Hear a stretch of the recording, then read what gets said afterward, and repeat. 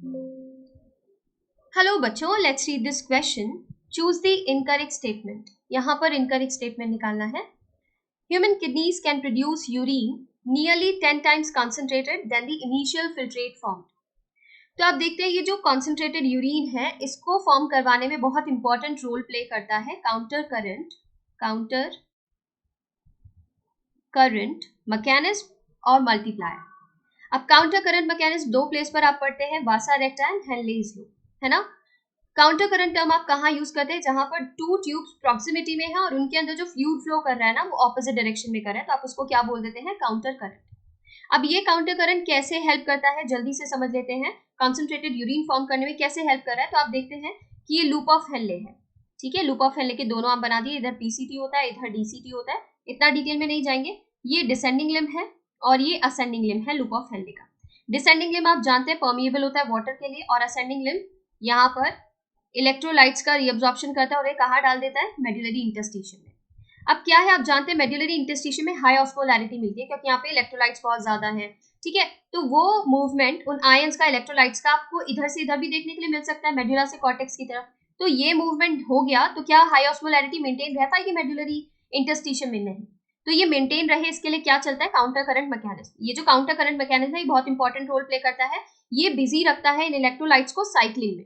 आप ये देखते हैं बहुत ही स्मॉल अमाउंट में कुछ इलेक्ट्रोलाइट्स डिफ्यूज कर जाते हैं किसमें, descending limb of loop of Henle में, और असेंडिंग लिम्ब से बाहर आ रहे हैं। ठीक है, एक आर्म से अंदर एक आर्म से बाहर, तो ये क्या हो रहा है, साइक्लिंग में बिजी है। दूसरा, अगर मैं यहाँ पर ऐसे थ्रेड की तरह आपको दिखाना चाहूँ, वासा रेक्टा। वासा रेक्टा में आप क्या देखते हैं, ये डिसेंडिंग लिम्ब है वासा रेक्टा का और ये असेंडिंग लिम्ब है।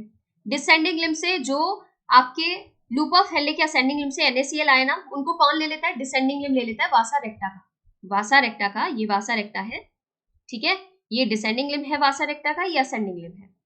तो जो NaCl और जो electrolytes ascending limb of loop of Henle ने मेडुलरी इंटरस्टिशियम में डाले, उसको कौन ले लेता है, डिसेंडिंग लिम्ब के अंदर चले जाते हैं वो, और फिर असेंडिंग लिम्ब से बाहर आ जाते हैं। जब फ्लूइड का फ्लो ऐसे है तो वो अंदर चले गए आयंस, इलेक्ट्रोलाइट्स, और जब ऐसे है इस डायरेक्शन में है तो वो बाहर आ गए। तो क्या हो रहा है, इससे क्या फर्क पड़ रहा है, एक आर्म से अंदर जा रहे हैं एक से बाहर आ रहे हैं। तो ये साइक्लिंग में बिजी रखा जा रहा है इन इलेक्ट्रोलाइट्स को कि ये मेडुलरी इंटरस्टिशियम में ही बने रहे, कॉर्टेक्स में ना चले जाए, कॉर्टेक्स में डिफ्यूज ना कर जाए। अब मेडुलरी इंटरस्टिशियम में बने रहेंगे तो हाइपरटोनिक एनवायरनमेंट बन पाएंगे, और हाइपरटोनिक एनवायरनमेंट रहेगा तो ट्यूब्स में से, कलेक्टिंग डक्ट से वाटर का रीअब्जॉर्प्शन हो पाएगा। ठीक है, वाटर मूव करेगा फ्रॉम अपने ज्यादा कंसंट्रेशन से लो कंसंट्रेशन की तरफ, और हम कह सकते हैं हाइपोटोनिक से हाइपरटोनिक की तरफ।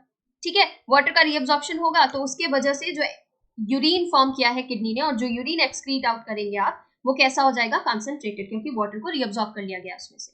क्लियर है?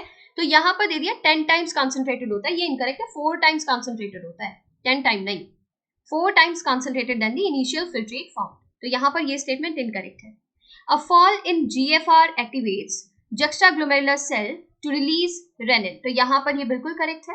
ठीक है, ये स्टेटमेंट कैसा हो जाता है, करेक्ट हो जाता है। ओके, यहाँ पर आप क्या देखेंगे, रेनिन का रिलीज देखेंगे। नेक्स्ट देखिए, नेक्स्ट क्या दिया है, aldosterone causes reabsorption of sodium ion and water from distal parts of tubule। तो यहाँ पर बच्चों एल्डोस्टेरॉन क्या करता है, रीअब्जॉर्प्शन कराता है सोडियम आयन का, वाटर का, from distal part of tubule. ये स्टेटमेंट करेक्ट है। ये एल्डोस्टेरॉन कौन सिक्रीट कराता है, जो एंजियोटेंसिन 2 बनता है ना, ये जो रेनिन आया है, ये रेनिन लिवर से आने वाले प्लाज्मा प्रोटीन एंजियोटेंसिनोजन, इसको कन्वर्ट करा देता है एंजियोटेंसिन 1 में।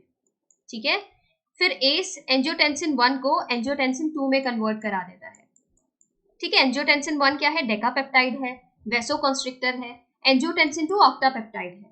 ये एंजियोटेंसिन 2 डिफरेंट डिफरेंट रीजन पे काम करता है, पोस्टीरियर पिट्यूटरी पे काम करेगा, वहां से ADH को रिलीज कराएगा।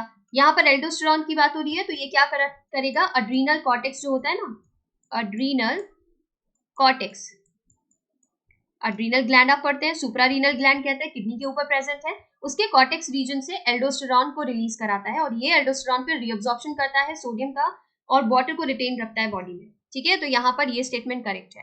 फिर दिया है ketonuria and glycosuria are indicative of disorder cause due to deficiency of insulin.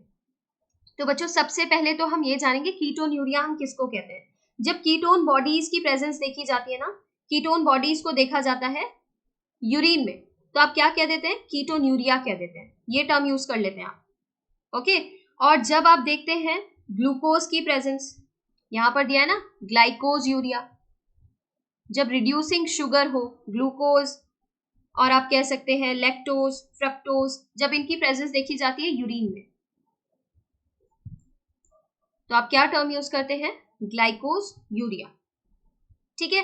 Ketone urea कब करेंगे, कीटोन यूरिया जब कीटोन बॉडीज मिलेंगे। और कीटोन बॉडीज आपको कब मिलते हैं यूरिन में, जब इनफ इंसुलिन नहीं होता है ना, तो बॉडी शुगर जो है आपके बॉडी के अंदर प्रेजेंट है, वो शुगर, उस शुगर को एनर्जी प्रोड्यूस करने में यूज नहीं कर पाती है क्योंकि इनफ इंसुलिन नहीं है। और इसी की वजह से आप रिलीज देखते हैं हार्मोन्स का, वो हार्मोन्स ब्रेक डाउन कराते हैं फैट का, ओके। और फैट से एनर्जी लेता है बॉडी, तो उस वक्त आप क्या देखेंगे, जब फैट का ब्रेकडाउन होता है तो एसिड प्रोड्यूस होते हैं, जिसे कीटोन कह देते हैं, कीटोन्स कह देते हैं, कीटोन बॉडीज निकलेंगे और वो यूरिन के साथ एक्सक्रीट आउट होंगे, ठीक है, यूरिन में प्रेजेंस देखा जाता है। तो ये बिल्कुल करेक्ट है कि डेफिशिएंसी ऑफ इंसुलिन में इंडिकेटिव जो होते हैं डिसऑर्डर्स, वो कीटोन्यूरिया और ग्लाइकोज्यूरिया है, ये स्टेटमेंट करेक्ट है। इन सभी के रिगार्डिंग इन्फॉर्मेशन पेज नंबर 297 और 298 पर गिवन है, ओके। यहाँ पर हमसे इनकरेक्ट स्टेटमेंट पूछा है, इनकरेक्ट स्टेटमेंट सिर्फ एक बन रहा है, ऑप्शन 1 हमारा इनकरेक्ट है, इसलिए यही हमारा करेक्ट ऑप्शन बन जाता है। Thank you.